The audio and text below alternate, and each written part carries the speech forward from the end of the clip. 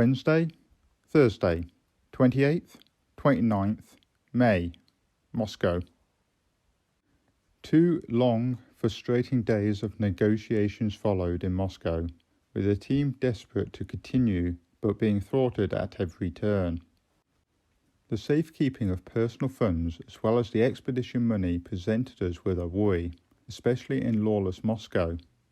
Zed kept his own funds in a money belt which he wore slung very low around his waist, creating an impressively spectacular bulge in an area best left to the imagination. He soon evolved an incredible method of removing rubles from this belt. When money was required, he would be seen fiddling momentarily around in his trouser zip area and, in a flash, magically produced the required denomination of note to the amazement of all around him. Jet fuel for the Islander was readily available, but, in the whole of the city and surrounding area, no avgas for the Chipmunk was able to be had at any price. The possibility of supply from Tikhino or Balakovo airfields was investigated, but none was forthcoming. Finally, it was established that Kazan was the nearest location in which aviation gasoline was available. As this was 415 miles down route and the next planned destination, it was decided that the only solution was to refuel the Chipmunks with the highest octane motor fuel available, otherwise the expedition would flounder before it got underway. With 6 20-litre fuel cans borrowed from the embassy, Zed was dispatched for 3 runs to the local garage for sufficient petrol to top up our tanks, at a cost of around $600 for 36 gallons, which included sweeteners for airport staff. Rubles not accepted and no receipts forthcoming. In parallel with the fuel saga, talks with air traffic control staff concerning the route and heights to be flown were ongoing. Visual flying in Russia is just not done, and there are no privately owned light piston general aviation aircraft in the whole country. Only when private ownership of light aircraft becomes common will air traffic control regulations be amended to cater for recreational flights. At long last, an agreement was brokered whereby we would fly below the recognised airways and try to attain the dizzy height of 3,300 metres, 11,000 feet. However, the actual height reached seemed to be of little significance, so long as we reported at that altitude. We were unlikely to conflict with other traffic, as the Chipmunks would be the only aircraft in the whole of Russia using the lower airspace. Fuel availability along our pre-planned route was looking uncertain at best, as Yuri established an initial working liaison with Moscow central authorities which was to stand us in good stead throughout the Russian sector. With Corporal Steve Spence returning to the UK, the Islander accommodation was reconfigured to business class, pitched for the benefit of Dave Gill and the 3rd Chipmunk pilot. The extra row of seats was unbolted from the floor and stowed in the rear of the cabin for the remainder of the journey. The generous assistance of the Russian military in releasing Yuri from the Air Force to accompany us effectively saved the employment of an Aeroflot navigator at a cost approaching $500 a day.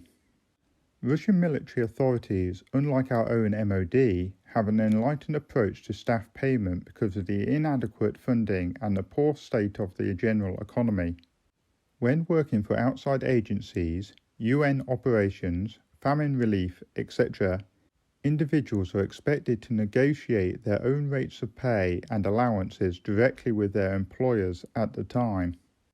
We had intended to start negotiations with Yuri at $200 a day, plus food and accommodation costs, but, surprisingly, he knocked us down in stages to $100 a day, with us picking up the bill for his food and lodgings. He considered this reasonable remuneration, especially as we're all military together.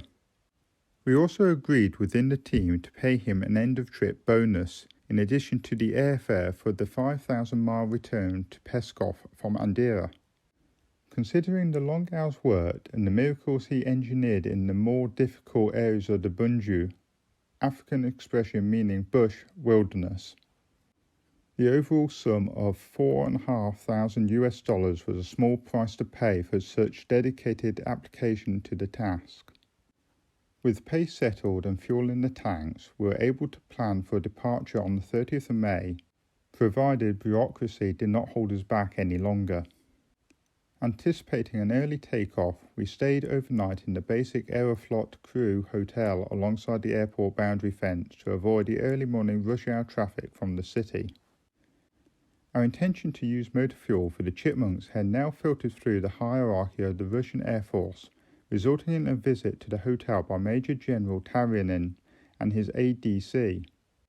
Unfortunately, he arrived 30 minutes earlier than expected and was met by most of the team in various stages of undress as we were changing from our flying suits into more suitable attire. Embarrassment over, the General expressed concern for our intended use of motor fuel, advising caution as it would be of questionable quality at best, with indeterminate water content. We were also presented with copies of an impressive document from the military, exonerating agencies en route to help the British military wherever possible. In practice, it proved of little value, as the usual response was, "We're a long way from Moscow, here we do as we please." A message relayed from the airport staff complaining of fuel spillage from the Islander tanks causing damage to the tarmac gave warning of a possible $2,000 fine. But it's another day tomorrow and we'll sort it out in the morning when we can review the situation.